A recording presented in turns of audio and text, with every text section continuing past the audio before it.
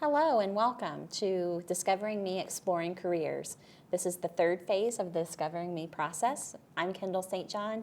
This is my colleague, Lisa Holland, from the Center on Transition Innovations at Virginia Commonwealth University. We'll be going through some tips on how to increase career awareness and use those career clusters to build opportunities for students during this third phase of Discovering Me.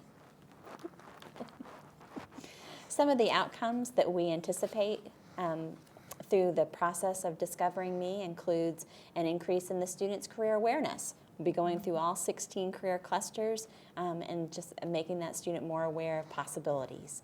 Increasing parental involvement in the transition planning process. This will be their third meeting or phase with us. And then also providing a foundation for developing a coordinated set of transition activities, which anybody in special education knows that that's just a really important and critical piece in that transition planning process. Some tips for facilitators in this third phase, where we're exploring careers. One is ask probing questions when they're warranted. And with this phase, it may be things like, what is it that you think that you would like about being a police officer or being a part of the military and things of that nature. So we dive just a little bit deeper. Maybe it's not really the military that they like, but instead, that they like wearing uniforms, and things of this nature. So that could help us to explore what our possibilities are. Another type of probing question could be related to, let's say, for example, that a student is interested in a military career, but they have health exemptions that would prevent them. Okay, then some of those probing questions that we may ask the team in this phase is, if it can't be how the young person earns their living, how can we still make it important and a part of their life within how they participate within the community? Okay. Have a note taker. I know that a lot of people think I can do it all and I don't need to involve anyone else, but especially as a facilitator, believe me, you can't do it all. You have to have somebody there taking notes so you can be an effective facilitator. Make sure you avoid using jargons and acronyms and things of this nature. That's especially true for us within the school building. It's also true for especially adult agencies. Because they're maybe assuming that we understand their jargons or acronyms. And so just make sure that we're careful when we're in the meetings for using those. Again, support all team members. And remember that change is hard. So, and that change isn't going to come at the same pace for everyone. And especially, again, at this meeting, you remember Kendel said it's no judgment. We want to make sure that we're implementing those opportunities that we developed in the second phase or in meeting 2 of this process. But we also have to understand that life happens sometimes. And if we have a parent who walks in and says, we didn't get an opportunity to do that yet, again, it's kind of one of those, as a facilitator, you say, no judgment, help me to understand why should we keep it, and things of this nature, okay? Again, kind of that snapshot of what this phase or this meeting is all about. It's really about exploring careers. And too often, I would say, historically, for people with disabilities, whenever we do think about careers, especially those with more significant disabilities, we really focus on, are they going to work in food, filth, flowers, or maybe fur? We oftentimes almost pigeonhole or direct students to what we think are those particular careers. We want to stop doing that. We really do, for all students, we really want to expose them to all 16 career clusters, just as all other students within the school buildings are exposed to those 16 career clusters. Because again, as Kendel said, you never know what may be of interest or spark an interest area for you. Even for those students where we're talking about supported employment or customized employment, we really want to examine all of those avenues and all of those areas of work environments. So we really do have to broaden, again, I know we've said this before, but what is possible.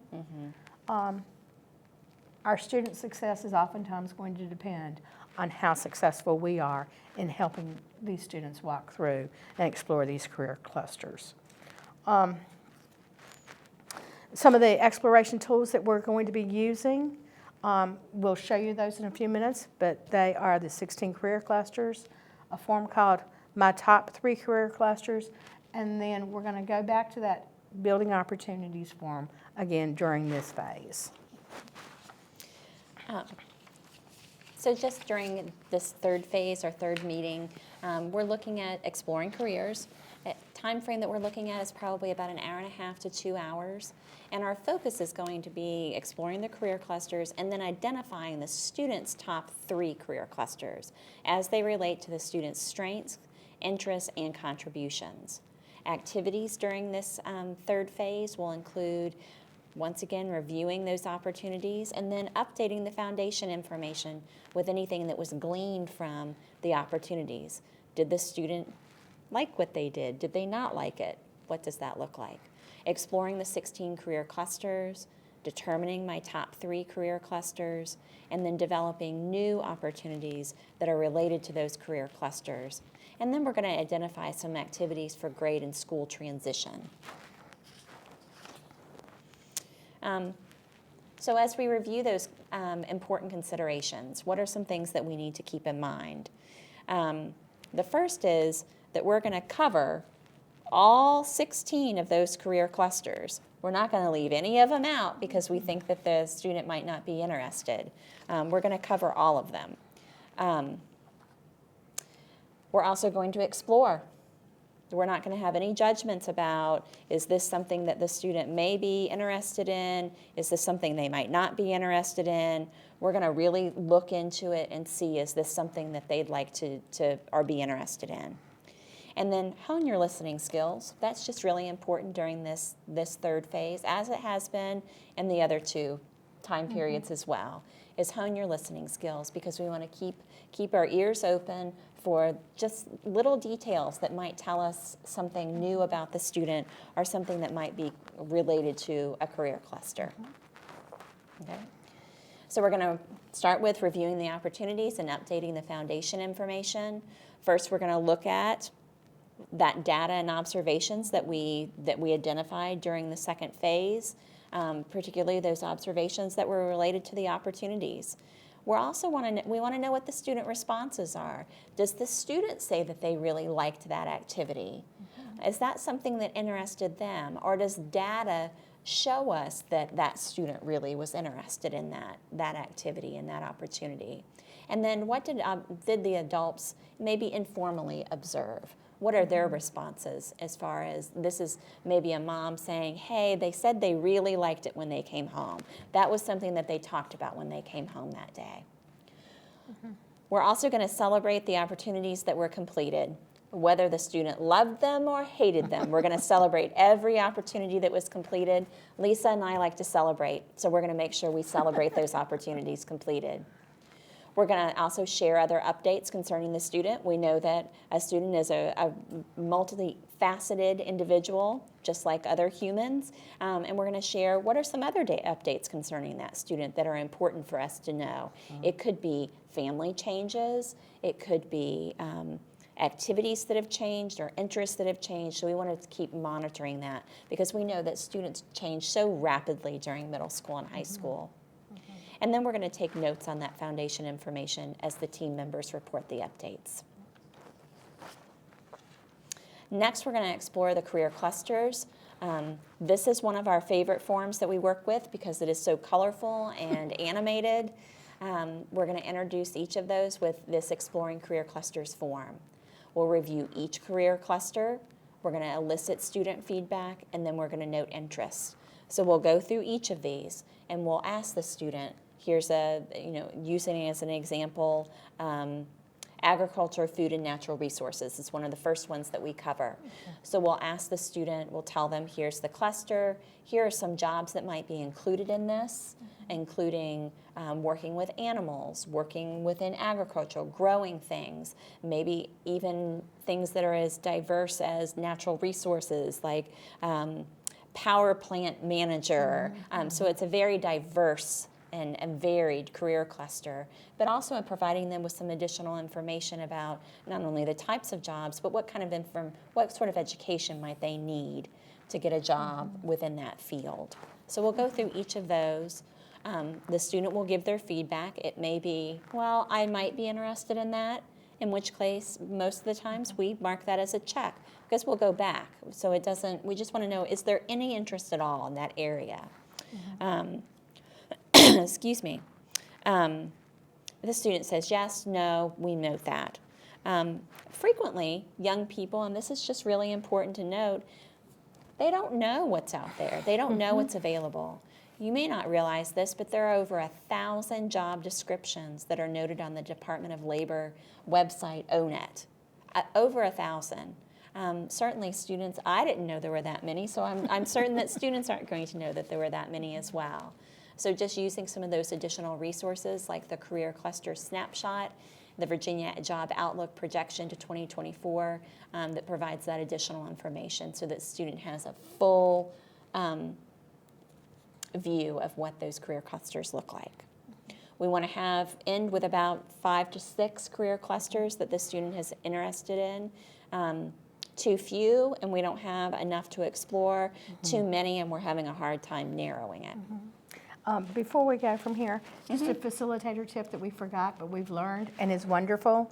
These forms, because they're so colorful, are also pretty expensive oftentimes in order to print them. What we really do recommend is that you laminate them, okay? And then as we're going through them, we put check marks, okay, beside the careers that we're interested in, and we leave the others. And then that way, that becomes our record of which ones it is that the student has an interest in. Thanks, Lisa. So it's a great one. After we talk about all of them, all the 16, hopefully then we've narrowed it down to about 5 or 6, okay? What we're going to now do is discuss those career clusters. Before, when we've been doing it, it's been, again, in a large group or in our whole team. Now what we're going to do is break the team, this larger team, into groups of only about 2 or 3 people, okay? We break into 2 or 3 people, and then each one of those groups individually discusses all of the 5 or 6 career interests or career clusters that were identified as possibilities, okay?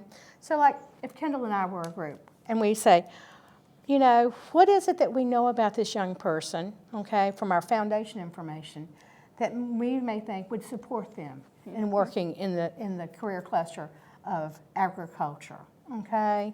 What are some of those things that they're going to have to overcome in terms of challenges? Just some of those. What kind of passion do we see from this kid? I mean, is this something that he's really doing outside of the school? Is, you know, in the homeschooling community, anything related to that? Did he really pep up? You know, when we talked about, you know, that agricultural field, you know, or anything of that nature, we also have to think about what are job availabilities and outlooks, especially sometimes with rural communities. You know, in very small rural communities, you know, it may be really nice if you think, I want to do this job, but if there's absolutely zero employment in that area related to that job, and you're not willing to move, you know, or that a move isn't realistic, then again, is that a good career cluster or career choice for you? So we've gone from 16 down to 5 or 6, and then each one of us, individually as small groups, 2 or 3 people, are identifying what we think are the top 3 for that young person, okay? We come back together as a group, okay? And as a group, each one of us reports out on what our top 3 are. As a facilitator, you're going to sit there and take notes, okay, about team 1, team 2, group 1, group 2, group 3, you know, what those actual top 3 were. I can tell you this is something that can be very empowering for both young people and especially their families, because when we're doing this process with young people where most often they come into the process thinking that they're never going to be employed, okay? And then all of a sudden we're talking about, hey, could we do a customized job within the STEM, you know, cluster? You know, that can be something that's really empowering to these young people and to their families, okay? But now what we want to do is after every group individually has reported out, then probably we're going to now pick the top 3. Most often what Kendel and I do is we look at what the groups reported out. If 5 out of 6 groups all pick the same clusters like number 1 or 2, then we think that's a pretty strong possibility in terms of putting them on there. And again, we always make sure that this is okay with the student, with the family. In other words, these are our consensus as a group from the individual, working together. It's what we think would be your top 3. Are you okay with that? Okay? Once we do that, okay, once we've identified those top 3, then we both identify some possible jobs, either traditional or customized of interest within each one of those clusters, okay?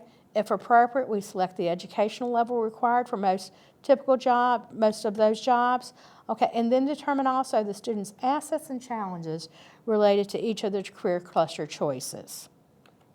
Okay, this is the form that we use.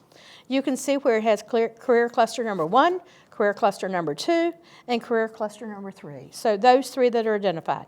You also see where we have listed as the possible jobs of interest, the interest and strength, or what we think would be assets to working in that career cluster and in those jobs that we identified, and what are some of those challenges and conditions, as well as a place for those educational levels. For many of the students that we're working with who we're talking about supported or customized employment, oftentimes that additional education may not be as important, okay? But for some young people that we work with, getting that post-secondary education or training is an option for them. And it's really, I've heard so many times people who say, oh, well, I'm not interested in going to college, but I want to be a doctor. That really does open you up to have good conversations where it's not us as adults saying, oh, you can't be a doctor. It's, hey, guess what? All doctors have to have this much educational background, If you're not willing to do that, then we need to look at what is it that you like about being a doctor? What are some of the other opportunities within the medical field that you are willing to get that additional training for? This is what one of the forms looks like filled out, okay? It's for that young lady that we talked about a little bit earlier, okay, who was interested in childcare, okay? So her top 3 clusters were in human services, health sciences, and in education and training. You'll see under each one of those, then we identified possible jobs, interests and strengths, challenges and conditions, and then what were for her, what were those additional educational levels. Again, remember, all of this was related. All of it was coordinated to that foundation information. We use that to guide us, that foundation information to guide us, but then we're also doing kind of like a double check, if you will, once we pick those career clusters, as how does it relate to that foundation information. Again, for this young lady, we remember she liked working with, she had experience helping with the nursery and in children's church, and she likes working with small children. So again, it was natural that we picked human services and education and training. They both related to her interest and to her strengths. Okay? So after we finish that process where we're looking at the top 3 career clusters for that particular student, we go back to build new opportunities. Because what we want to do is we want to keep moving forward with those opportunities. We want to keep expanding what the student is doing and working our way closer and closer, maybe even over the course of several years if we're starting with a middle schooler, but moving towards an employment outcome. So we're going to take that information that we've just collected on the career clusters, and we're going to go back to and we're going to build new opportunities. Sometimes it's a matter of adapting or expanding any previous opportunities that were related to the identified career clusters, which makes perfect sense because they're related to the student's contributions, strengths, and interests. So we can see why we would end up with career clusters that would be related to their interests. And then the other opportunity there may be on this particular young lady. I don't think we had anything that was related to health sciences. We did. Oh, not on the opportunities. Right, yes. on the first opportunities that we did, there wasn't anything related to health sciences. But during this third phase, we made sure when we built new opportunities to build in one that was related to health sciences. I'll give an example of a young lady that Lisa worked with who was really interested in applying hair or applying makeup and fixing hair. And so during the second phase, when they started building opportunities, they had her meet with somebody at a cosmetic counter and get a makeover. Well, when it came time in the third phase for her to identify a career cluster that was of interest, she identified human services because that's where cosmetic work falls under that career cluster. And so what you all did was you expanded that opportunity. And you said, okay, well, you visited the cosmetic counter. What we'd like you to do now is to spend a day job shadowing somebody at that cosmetic counter or somebody who's in that profession and asking them some structured questions and getting some information back from them. And then also exploring on O.Net what careers look like in human services, specifically related to cosmetics or cosmetology and hairstyling.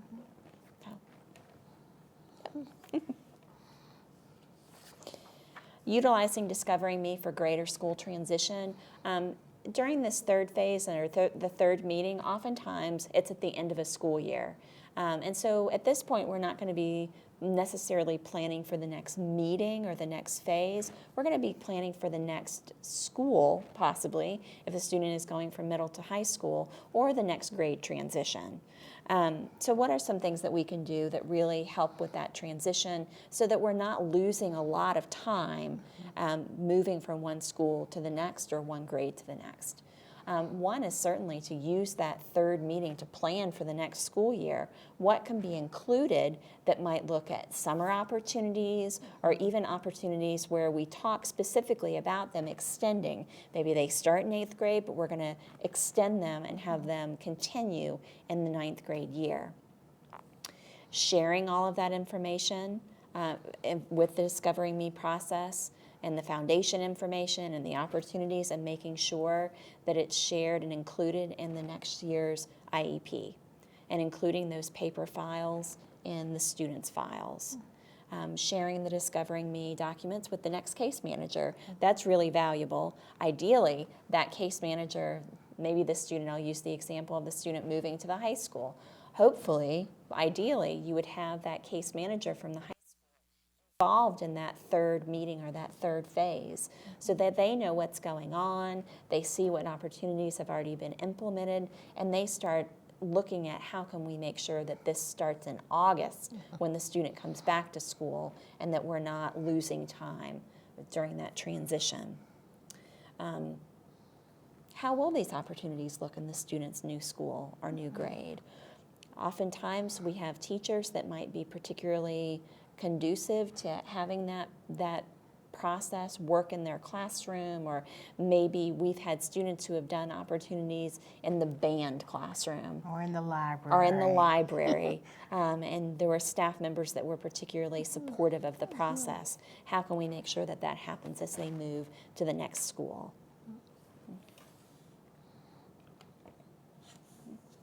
And once again, how can we make sure that we're involving students in the process and making it a positive experience for them? One, it would be for them to share one or more of their opportunities at the meeting and tell us what did they think? How did they feel about it? What was their feedback? Providing input regarding their career interests within the 16 career clusters, what they like, what they don't like, maybe even sharing a summary of their informal workplace readiness skills assessment. Here are the things that I do really well. Here are the things that I need help to improve on. And certainly, I think this has happened in almost every meeting that the two of us have been involved in. They have been a participant in the small group identification of the top 3 career clusters. They are integral to that piece. And I will say that they probably have the strongest voice. It is certainly the voice that I listen to the most when I'm facilitating a meeting. So those are just a few ways that they can be better involved in that third meeting. This concludes our third and final webcast on Discovering Me. This one was particularly focused on Exploring careers. Exploring careers, thank you. But if you'd like additional information on any of the information regarding Discovering Me, please visit our website at www.centerontransition.org or follow us on Facebook or Twitter, or you're welcome to email either one of us at the email addresses that are listed there. Thanks for joining us.